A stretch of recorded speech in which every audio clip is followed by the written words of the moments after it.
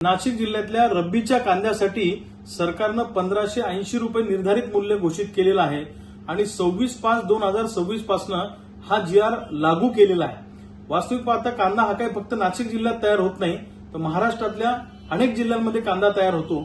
मग हा GR फक्त नाशिक जिल्ह्यासाठीच का काढला हा खऱ्या अर्थानं प्रश्न आहे। आणि आता हा GR काढला, पण याच्या आधी शेतकऱ्यांचा कांदा पड्या भावानं मार्केटमध्ये गेला, कांदा शेतकऱ्यांना फेकून द्यावा लागला।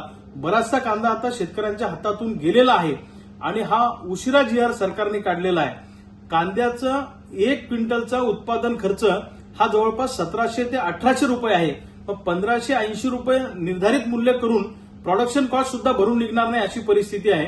मुळामध्ये कांदा उत्पादकांना दिलासा द्यायचा नाही, फक्त आम्ही दिलासा देतो अशा पद्धतीचा आविर्भाव सरकार त्या ठिकाणी आणत आहे आणि कांदा उत्पादकांचा रोष शांत करण्यासाठी सरकारने हे परिपत्रक काढलेलं आहे।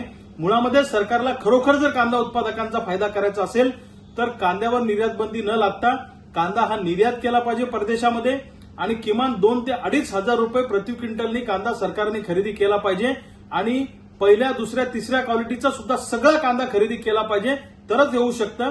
सरकार जेव्हा खरेदीमध्ये उतरतं तेव्हा विशिष्टच कांदा आम्ही खरेदी करू आणि एवढ्याच लिमिटपर्यंत कांदा आम्ही खरेदी करू असं सरकार सातत्यानं सांगतं।